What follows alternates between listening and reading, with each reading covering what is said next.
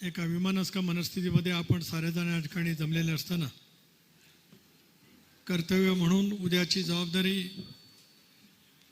ज्यांनी धीरोदात्तपणाने स्वीकारून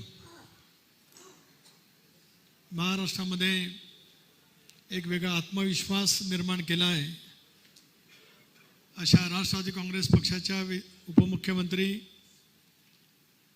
प्रफुल्लभाईंनी नुकतीच त्यांची राष्ट्रवादी काँग्रेस पक्षाच्या राष्ट्रीय अध्यक्षपदी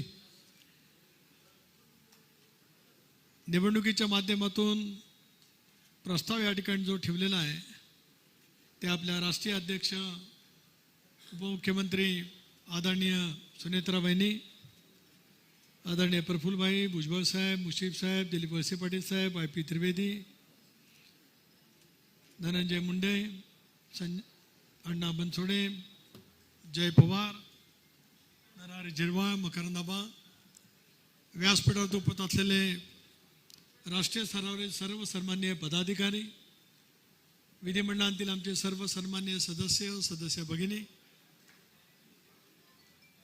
राज्यांतील माजी खासदार,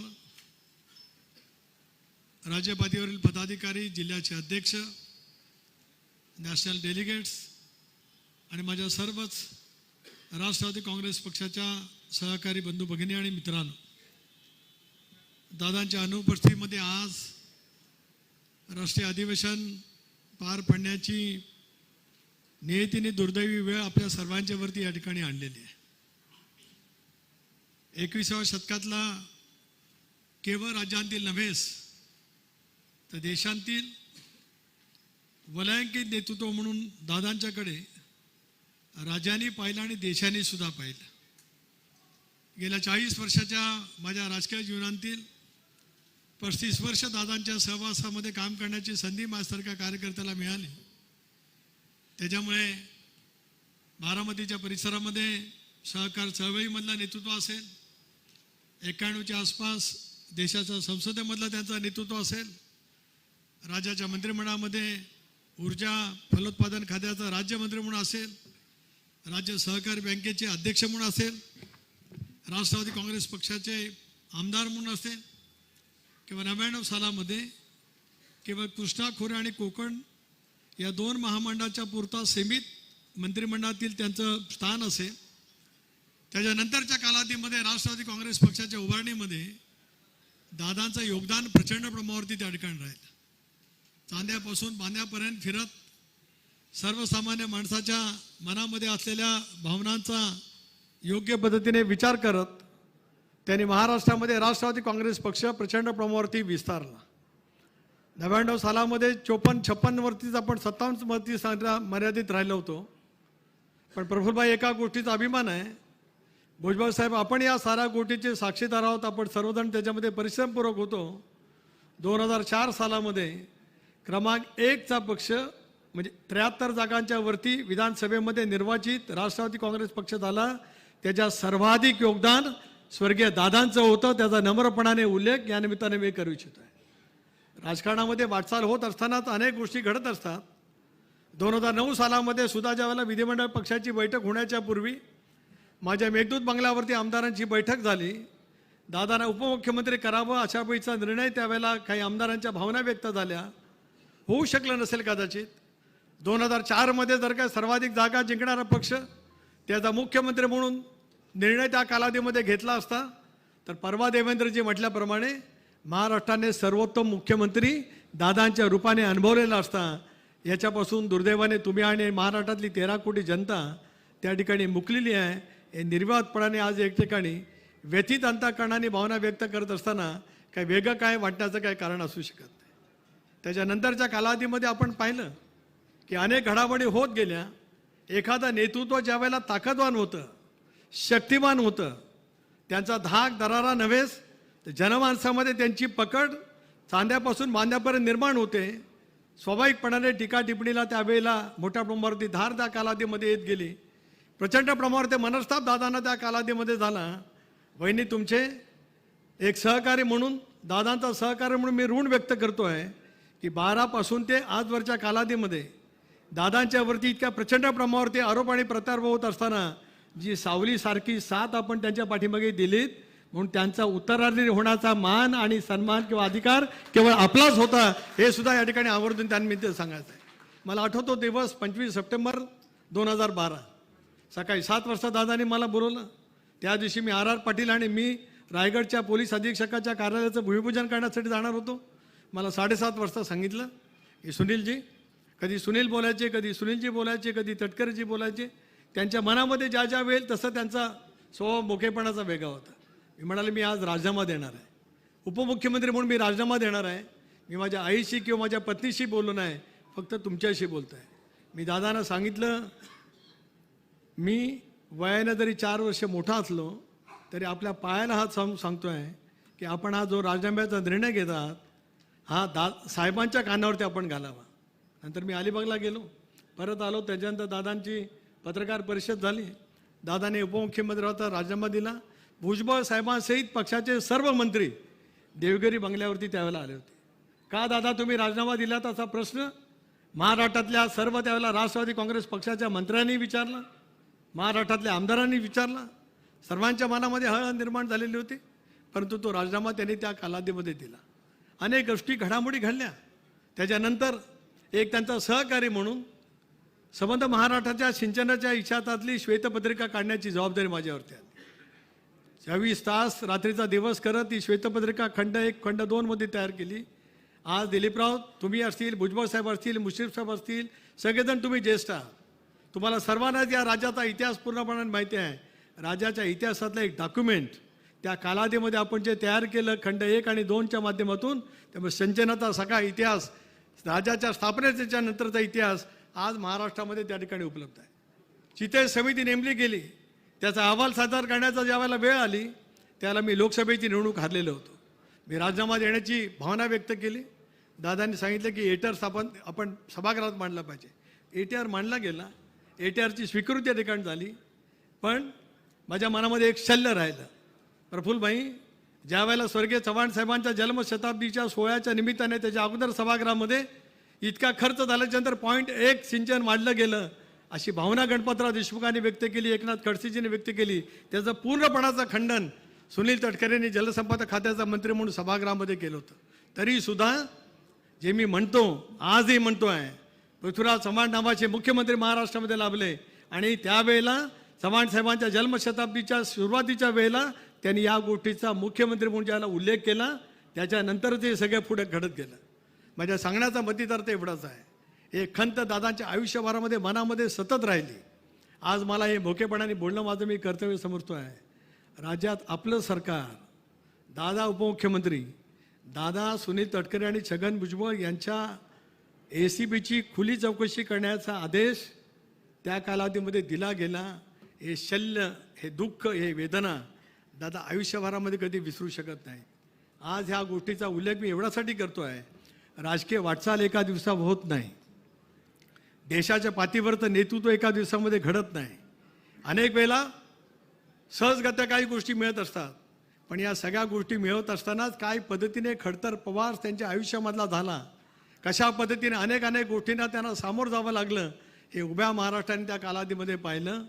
पण दिलदार नेता, त्याचबरोबर ती खंबीरपणाने आत्मविश्वासाने आलेल्या प्रत्येक बाबीला तितक्याच पद्धतीने तोंड देणारा नेता म्हणून अजितदादांनी आज या महाराष्ट्राच्या इतिहासामध्ये एक आगळेवेगळं स्थान त्या ठिकाणी निर्माण केलेलं आहे.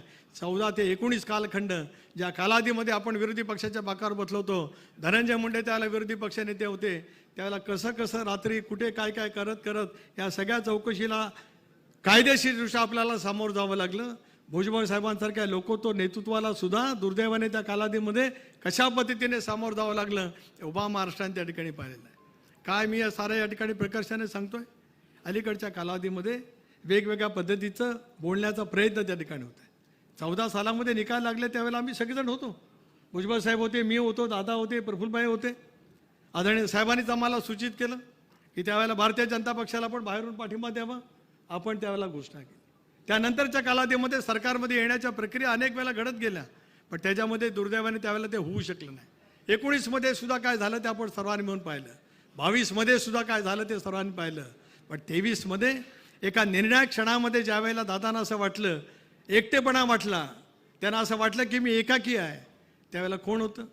दादा होते, प्रफुल्लभाई होते, भुजबळ साहेब होते, सुनील तटकरे होता, हसन मुश्रीफ होते, रामराजे नाईक निंबाळकर होते, दिलीप वळसे पाटील होते, धनंजय मुंडे होते.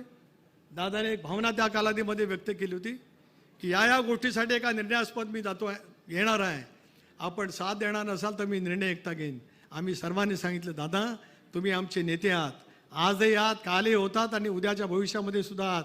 महाराष्ट्र घडवण्याची क्षमता कोणामध्ये आहे ते तुमच्याकडे आहे. म्हणून तुम्ही जो निर्णय घ्याल त्या निर्णयाच्या सोबत आम्ही असू, हे त्यावेळेला दादांना आम्ही सांगितलं. आणि त्याच्यानंतरच 3 जुलैला त्यावेळेला तो निर्णय राज्याच्या सरकारमध्ये आपण जाण्याचा निर्णय झाला, NDAमध्ये जाण्याचा निर्णय झाला. शिवशाहू फुले आंबेडकरांची सामाजिक समता, धर्मनिरपेक्ष विचार, ज्या राजकीय विचार सिद्धांतावरती वर्षानुवर्ष आम्ही सर्वांनी मिळून वाटचाल केली, त्याच्यावरतीच त्या सिद्धांतावरती आधारित राहत NDAमध्ये सहभागी होण्याचा निर्णय आपण घेतला.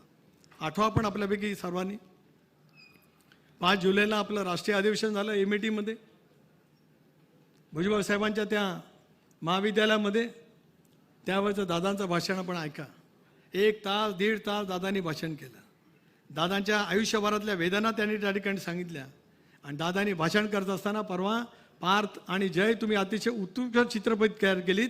त्याच्या दादांचं वाक्य तुम्ही जे दाखवले आहेत की मी एकटा नाही, माझा श्वास असेपर्यंत तुम्हाला सर्वांना सोबत घेऊन मी वाटचाल करणार आहे, हे दादांचं वाक्य METच्या आपल्या राष्ट्रीय अधिवेशनामध्ये होतं, ज्यावेळेला दादांना आपण राष्ट्रीय अध्यक्ष म्हणून त्यावेळेला घोषित केलं. ही आठवण मी एवढ्यासाठीच करतो आहे, कणखरपणाने एखादा निर्णय घेतल्याच्या नंतर अनेक बाबी त्या ठिकाणी त्यांनी त्या 1-1.5 तासाच्या भाषणामध्ये व्यक्त केलेल्या होत्या की काय पद्धतीने निर्णय आपल्याला त्या ठिकाणी घ्यावा लागतो आहे. तो निर्णय घेण्याच्या पाठीमागची पार्श्वभूमी काय, तो निर्णय उद्याच्या भवितव्यासाठी, राष्ट्रवादी काँग्रेस पक्षासाठी आणि महाराष्ट्राच्या हितासाठी कशा पद्धतीने असू शकतोय याचं सुस्पष्ट विवेचन हे दादांनी त्या कालावधीमध्ये केलेलं आपण सर्वांनी म्हणून ऐकलं. टीका टिप्पणीवरती आपण सगळेजण गेलो, खंबीरपणाने आपण त्या ठिकाणी वाटचाल करत आलो. अल्पसंख्याक समाजासाठी सर्वाधिक योजना दादांनी त्या कालावधीमध्ये निश्चितपणे दिल्या, याच युतीच्या महायुतीच्या सरकारच्या माध्यमातून. लाडकी बहीण योजना हे नंतरचं दायित्व त्या कालावधीमध्ये होतं, पण लोकसभेच्या निवडणुकीमध्ये दुर्दैवाने आपल्याला पराजय पत्करावा लागल्याच्यानंतर एक वेगळी स्थिती राज्याच्या राजकारणामध्ये निर्माण झाली. सांगण्यात आलं की आता अजितदादांचं महाराष्ट्रामध्ये काही चालणार नाही. एक मी वाक्य त्यावेळेला बोललो होतो सुरुवातीला की आता महाराष्ट्रामध्ये अजित पर्व सुरू होत आहे. अनेकांनी माझ्यावरती टीका टिप्पणी केली.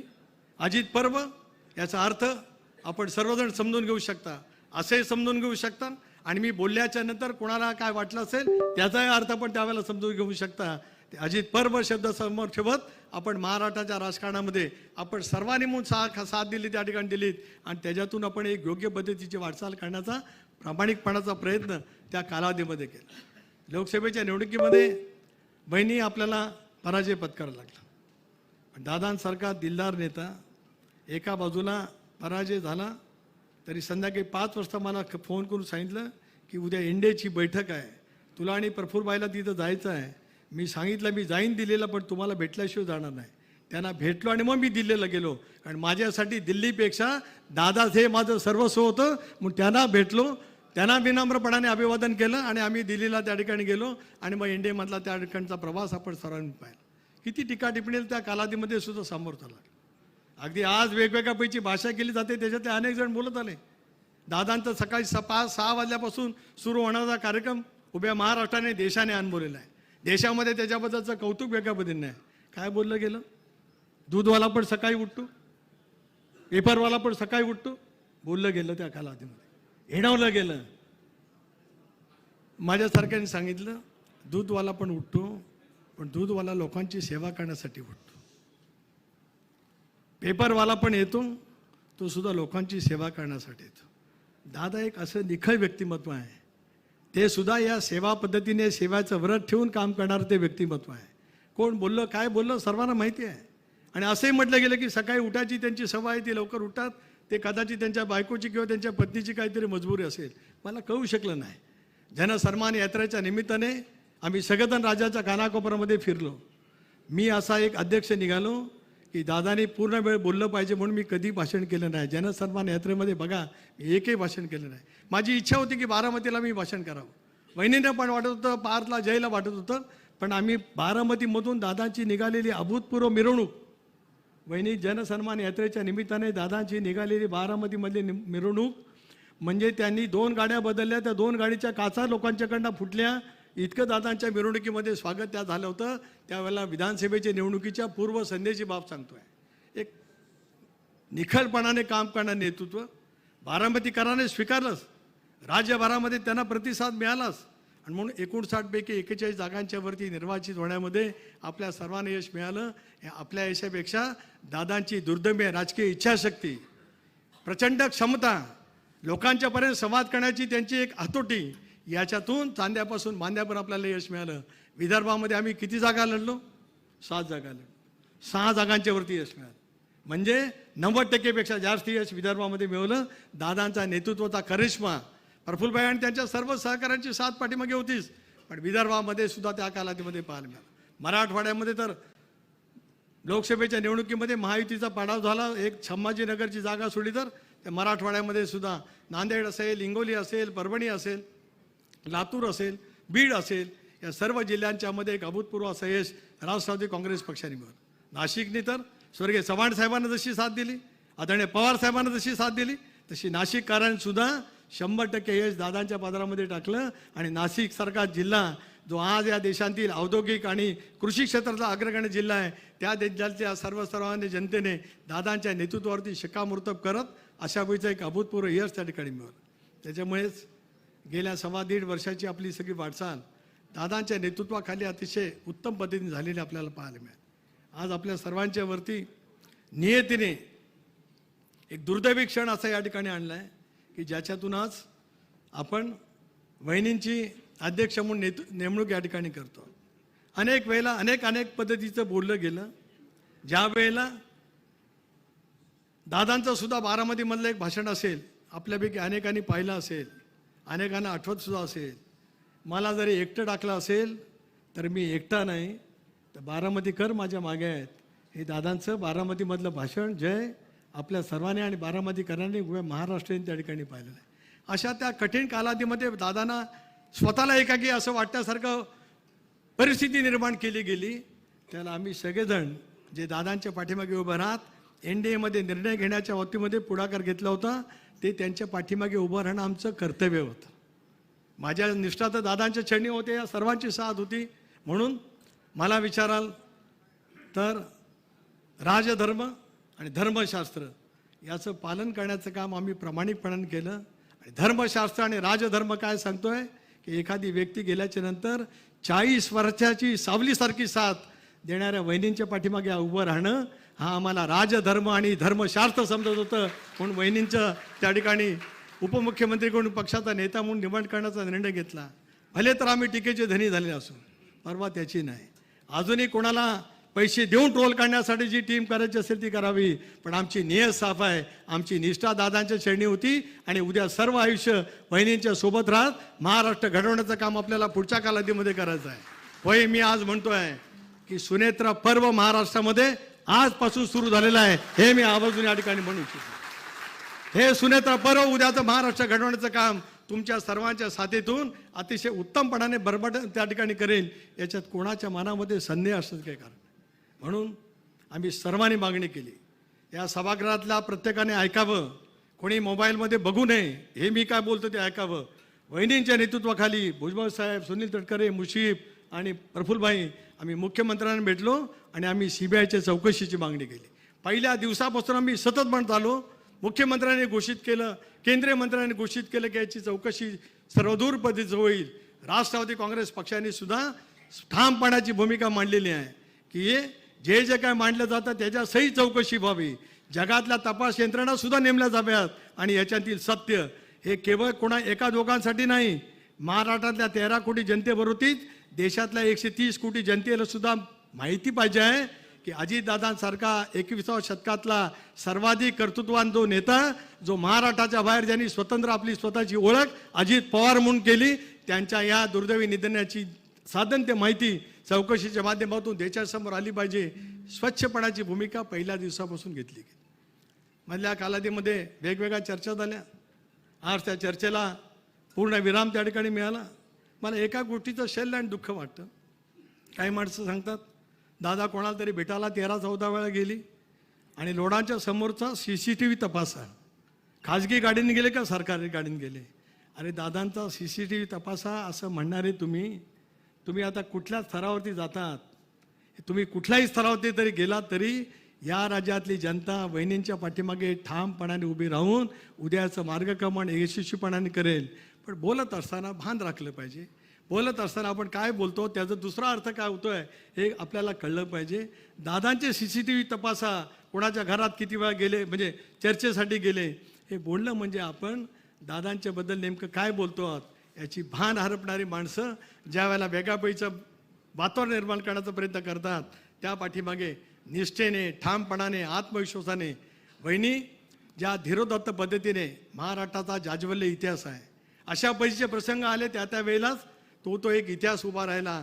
त्याच इतिहास आज या 21व्या शतकात तुमच्या रूपाने महाराष्ट्राचा इतिहास लिहिला जाईल. त्याला दादांचं कर्तृत्व लिहिलं जाईलच, पण त्यांच्या या दुर्दैवी अकाली निधनाच्या नंतर ज्या धीरोदात्त पद्धतीने, ज्या संयमाने आपण परिवारासाठी नव्हेच तर राष्ट्रवादी काँग्रेस पक्षाचा परिवार म्हणजे दादा आणि महाराष्ट्रातील जनता यांच्यासाठीच आपण सावरून आमच्या सोबत या ठिकाणी कामाला उभा राहिलात, हे या महाराष्ट्राच्या इतिहासात त्याची नोंद निश्चितपणे राहील. एवढंच मला या ठिकाणी या निमित्ताने सांगायचं आहे. म्हणून आज आपण अध्यक्ष म्हणून सूत्र घ्यावीत असा प्रस्ताव प्रफुल्लभाईंनी मांडला आहे. त्याला आमच्या सर्वांचंच पूर्णपणाने अनुमोदन आहेच. मगाशी हात उंचावून आपण ते सांगितलेलं आहेच. पण उद्याची वाटचाल करत असतानाच अनेक बाबीला आपल्याला सामोरं जावं लागेल. असे क्षण आयुष्यभरामध्ये अनेक दादांच्या आले, पण धीरोदात्त पद्धतीने, आत्मविश्वासाने, कणखरपणाने, दुर्दैवी इच्छाशक्तीने त्यांनी त्या अनेक गोष्टीवरती मात करण्याचा प्रयत्न केला. तोच मात करण्याचा भाग तुमच्या हातून सुद्धा पुढच्या कालावधीमध्ये नक्कीच होईल. आणि राष्ट्रवादी काँग्रेस पक्षाचा परिवार महाराष्ट्राच्या शिवशाहू फुले आंबेडकरांच्या या भूमीमध्ये अधिक कणखरपणाने वागण्यासाठी आपल्या हातून लोकोत्तर कार्य व्हावं अशाच आई जगदंबेच्या चरणी या निमित्ताने मी प्रार्थना त्यानिमित्ताने करू इच्छितो आहे. बोलण्यासारखं खूप आहे, अनेक गोष्टीची उत्तरंसुद्धा देता येतील, पण आज या बाबतीमध्ये मी काही बोलणार नाही. पण याचा अर्थ मला प्रफुल्लभाईंना, भुजबळ साहेबांना, मुश्रीफांना, धनंजय मुंडेंना, दिलीप वळसेंना आम्हाला काहीच कळत नाही असं जर काय कोण म्हणत असेल तर कोणाचा तरी तो भ्रम आहे. 41च्या 41 आमदार, दादा गेल्याच्यानंतर 40च्या 40 आमदार एका मुखाने म्हणाले. विधान परिषदेचे सदस्य म्हणाले की वहिनींनी नेतृत्व करावं. विधिमंडळ पक्षातल्या प्रत्येक आमदारांच्या मनातल्या भावना ज्या निष्ठा दादाच्या चरणी होत्या, तोच विश्वास आपल्या पाठीमागे तितक्याच ठामपणाने उभं करण्याचं काम विधिमंडळ राष्ट्रवादी काँग्रेस पक्षही करत आहे, पक्षाची संघटना करील. आणि राज्यभरामध्ये असलेले पक्षाचे सर्वसामान्य कार्यकर्ता त्याच ताकदीने, त्या हिरिरीने आपल्या सोबत उद्याची वाटचाल करण्यासाठी त्या ठिकाणी निश्चितपणाने असतील. एवढंच या ठिकाणी या निमित्ताने सांगतो आहे. असे क्षण आज आपल्या सर्वांच्या वरती येत आहे, पण या क्षणाच्या मधून सुद्धा उद्याच्या भवितव्यासाठी काहीतरी काम करावं लागतं आहे. ही कर्तव्याची भावना मनामध्ये ठेवतच धीरोदात्तपणाने आपण या साऱ्या गोष्टीचा स्वीकार करतात, हे सुद्धा आम्हा सर्वांच्यासाठी खूप मोठं आहे. आपण मुख्यमंत्रीपद स्वीकारलं, पक्षाचं राष्ट्रीय स्तरावरचं नेतृत्व आपण स्वीकारलं. आज आम्हाला सुद्धा एक तऱ्हेचा आधार त्या ठिकाणी त्यानिमित्ताने मिळाला. पक्षाच्या तळागाळातल्या कार्यकर्त्यांना सुद्धा आधार मिळाला. विमानक्ष मनस्थितीमध्ये असलेल्या प्रत्येकाला सुद्धा त्याच पद्धतीने वाटचाल करण्याची उद्याची एक तऱ्हेचा आशेचा किरण आपल्या रूपाने त्या ठिकाणी मिळतो आहे. हे सुद्धा या संबंध कालखंडामध्ये अत्यंत एका वेगळ्या वातावरणामध्ये आज आपण सगळेजण जमलेलो आहोत, तरीसुद्धा आपल्याला ते त्या पद्धतीने वाटचाल करायची आहे. आणि म्हणूनच आपण पक्षाचं नेतृत्व देशपातळीवरती करावं. देशामध्ये सुद्धा दादांची प्रतिमा काय होती ते सुद्धा आपण अनुभवलेलंच आहे. दादाने दिल्लीमध्ये मोकळेपणाने संवाद करत असताना त्या घडामोडी आम्ही कशा करत होतो त्याच्याबद्दलचं वक्तव्य केलं होतं, मोकळेपणाने केलं होतं पत्रकारांच्या समेत. तेच नेमकं दुसऱ्याशी दाखवलं गेलं. त्याच्याबद्दल सुद्धा कुठे काय बोललं, मी एवढाच इशारा करतोय जे बोलतात त्यांना की आता बोलण्याचं थांबवा, नाहीतर प्रत्युत्तर देण्यासारखी अनेक बाबी आहेत, अनेक बाबी आहेत की त्यासुद्धा कधी ना काहीतरी मग स्पष्टपणाने मोकळेपणाने बोलण्याची वेळसुद्धा येऊ शकते. मग ते कधीपासूनचं आहे ते पण सांगता येईल, पण नाही. आज दादांना विनम्रपणाचं अभिवादन करत असताना त्यांनी घेतलेला कुठलाही निर्णय, म्हणून कोणी सांगेल की आम्ही होतो की नव्हतो, दादांना एक विश्वास होता की जे मी सांगेल ते सुनील ऐकेल. त्याच्यापेक्षा दुसरी माझ्या आयुष्यातली दुसरं काय शिदोरी आहे, मी माझ्या आयुष्यात काय कमवलं तर दादांचा विश्वास कमवला. एवढं जरी मला मिळालं तर त्याच्यापेक्षा दुसरं काय असू शकत नाही. त्या सहकाराच्या भावनेतून हे सगळे नेते भुजबळ साहेबांतर बाळासाहेबांच्या नेतृत्वाखाली काम केले. हिंदू हृदय सम्राट त्यांच्या नेतृत्वाखाली. प्रफुल्लबाईंनी तर दिल्ली स्तरावरती आदरणीय साहेब आणि त्या कालावधीमध्ये राजीव गांधी होते त्यांच्यासहित काम त्या ठिकाणी केलेलं आहे. इथे दिलीप वळसे पाटील तर पवार साहेबांचे स्वीय सहाय्यक म्हणून त्यांनी त्यांच्या आयुष्यातल्या कामाची सुरुवात केली. मुश्रीफ साहेब त्यावेळेला पवार साहेब असतील, मंडलिक साहेब असतील, यांच्या नेतृत्वाखाली काम केलं, धनंजय असतील. पण सगळेजण आज कदाचित हे का आणि हे कशामुळे आहेत तर ही आयुष्यभराची सावलीसारखी असलेली साथ, त्याच्यामुळे निर्णय प्रक्रियेमध्ये जे असतात ते दिसतात. त्याच्यामुळे टीका टिप्पणी कदाचित होत असेल, पण त्या टीका टिप्पणीपेक्षा अजितदादांचे शिलेदार विश्वासू कार्यकर्ते म्हणून आम्हाला काम करता येतं आहे. हीच आयुष्यभराची वाटचाल घेऊन पुढच्या कालावधीमध्ये आपण सगळेजण मिळून काम करूया. पक्ष आणि पक्षाची शिस्त ठेवतच आपल्याला काम त्या ठिकाणी करावं लागणार आहे. ज्यावेळेला वहिनींना राष्ट्रीय अध्यक्षपदाची जबाबदारी घ्या अशी विनंती करतो, त्या विनंती मान्य करतात. त्याला माझ्या सहित आपल्या प्रत्येक कार्यकर्त्याची जबाबदारी राहते की शिस्तीचं पालन करत, जी शिस्त आयुष्यभरामध्ये दादाने जतन केली, जोपासली, कार्यकर्त्याला शिकवली, स्वतःसुद्धा त्या शिस्तीचं पालन करता आले, ती पक्षाची शिस्त ती अबाधित ठेवून आपण काम करण्याचा प्रयत्न केला तर पुन्हा एकदा 2004चे दिवस या पक्षाला वहिनींच्या नेतृत्वाखाली आणण्यामध्ये आपण निश्चितपणाने त्या ठिकाणी यशस्वी होऊ. मागच्या नगरपालिकेच्या निवडणुका असतील, महापालिकेच्या असतील आणि अलीकडच्या जिल्हा परिषदेच्या निवडणुका असतील, राष्ट्रवादी काँग्रेस पक्षाने दुसरा क्रमांकाचं स्थान राज्यामध्ये जे मिळवलेलं आहे, वहिनींच्या नेतृत्वाखाली सुद्धा ते स्थान आढळ पद्धतीने टिकवण्याची जबाबदारी आपण सर्वांनी मिळून आजपासून पुन्हा एकदा स्वीकारली पाहिजे. एवढीच कळकळीची विनंती आपल्या सर्वांना करतो. आपण आलात त्याच्याबद्दल आपले आभारी मानतो आणि वहिनींच्या प्रती अत्यंत विनम्रपणाने आदर या ठिकाणी व्यक्त करतो. आणि उद्याच्या भवितव्याची आमची वाटचाल दादांप्रमाणेच त्याच खणखरपणाने आपल्या नेतृत्वाखाली आपण सर्वजण करूया, एवढंच या प्रसंगी या ठिकाणी सांगतो. आणि राष्ट्रीय अध्यक्षपदासाठी प्रफुल्लबाईंनी मांडलेल्या प्रस्तावाला प्रदेश राष्ट्रवादी काँग्रेस पक्षाचा अध्यक्ष म्हणून आणि राष्ट्रीय सरचिटणीस क्रमांक 1 म्हणून या ठिकाणी अनुमोदन देतो आणि थांबतो. जय हिंद, जय महाराष्ट्र, जय राष्ट्रवादी.